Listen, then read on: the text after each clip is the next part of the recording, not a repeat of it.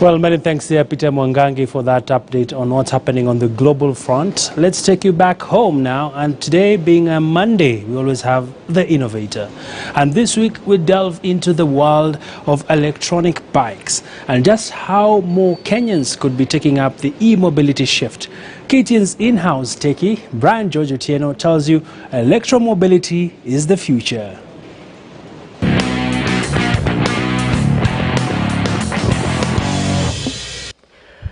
Moving around Nairobi City has been largely a question of convenience. Convenience of cost, time management, and environmental sustainability. For the longest, the city dweller has relied on public transport to move around until recently when taxi hailing became an option.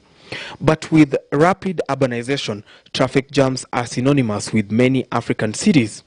And one innovator is looking to change the narrative and make a fortune while at it. Meet Geoffrey Sirumba, a young innovator redefining urban transport by running a local assembly of electronic bikes. I'm a founder of a company, Green Mobility Solutions. We deal with e-mobility, e-bikes, and our bigger picture is to have e-cars in the field. But at the moment, as an entry level, we have started with e-bikes. If you own a car, a litre of petrol now goes for 130 shillings. And most likely you'll spend 2 hours or 1.5 hours in the jam. Okay. With e-bikes, you can be able to go up to 50 kilometers with a single charge. Okay. And to charge the bike, it takes 0.8 kilowatts. 0.8 kilowatts, assuming 1 kilowatt is 30 shillings, 0.8 will be around 24 shillings. Okay. So you see the cost implication of an e-bike versus a car and the time value. And also there's a lot of opportunity now with deliveries. As you can see, there are so many food companies, there are so many online business. So with e-bikes, there's this opportunity for this young guy. You can start your business, deliver, and we know that there are restrictions with motorbikes. They cannot be able to enter CBD. But with your bike, you can enter CBD, do your delivery, and make cash on the side. So how do the electric bikes work? You ignite it like a car, this specific model. Then it has a throttle. Observe what the rear tire will do when I press the throttle.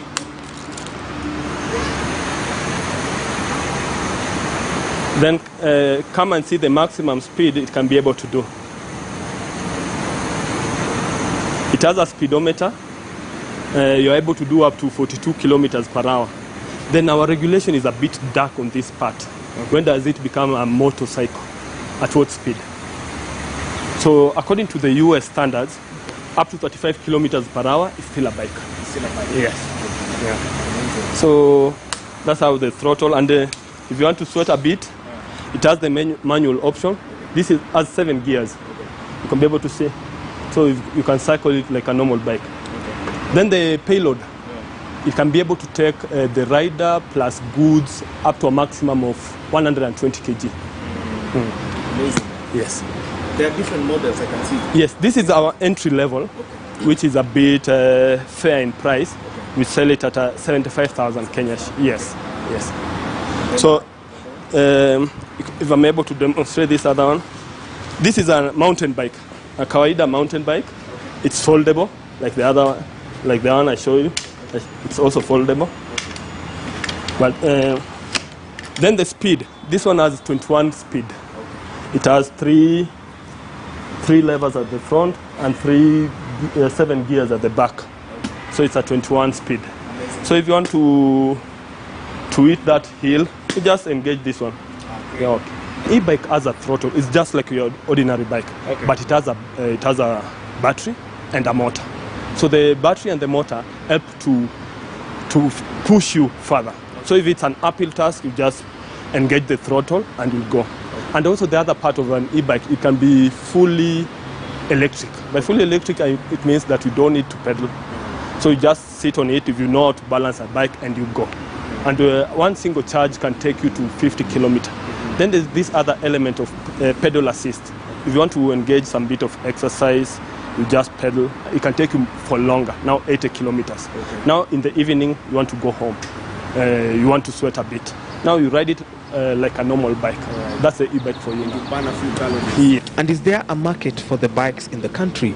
The reception currently of the e-bikes, most of my clients literally now are expatriates. By expatriates I mean guys who have worked abroad, they're non-Kenyans.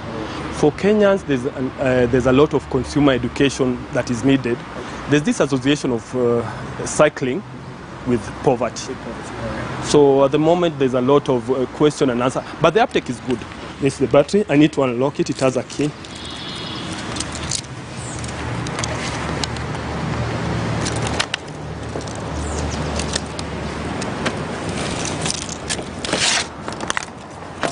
This is the battery. This is what I told you. If you're, It looks like, huh? yes, it's 3 kgs. Okay. So if you're going for a longer journey, you can have a backup battery.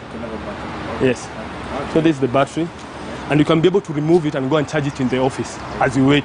But even with this, challenges abound as it is a new innovation in the market and the transport sector. One of the major challenges which we are trying to sort out at the moment is that the cost of acquisition of an e-bike is a bit pricey, but the long-term effect or the long-term benefit can be able to be felt. So we are in talks with a financial institution to offer credit. For instance, our entry-level bikes goes for 75,000.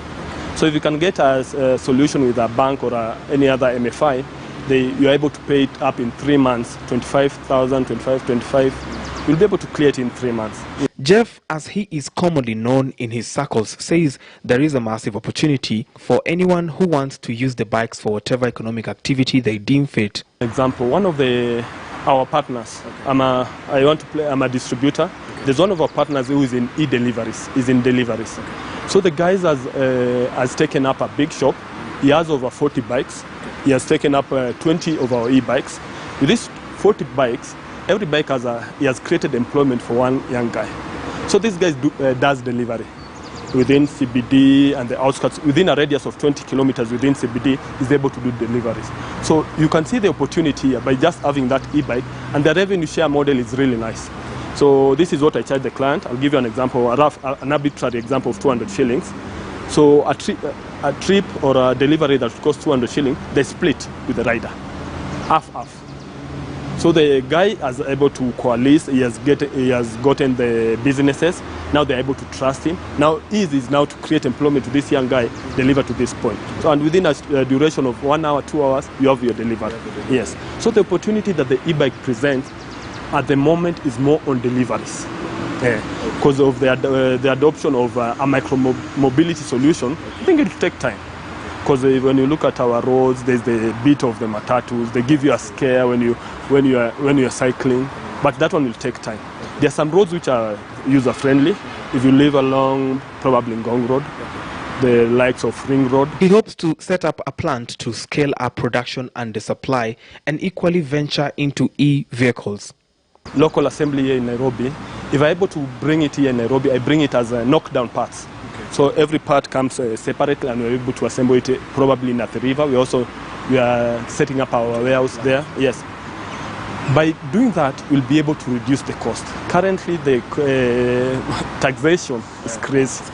And if we're able to assemble it here, I think I can be able to reduce my cost by 40%. Oh, yes. That's huge. Because 40% goes to taxes and these other things here. Okay, okay. Amazing. For the Innovator this week. All right, many thanks, Brian George Otieno. Very informative, and of course, the future is green, and that is a mark of authority. That's where the world is headed.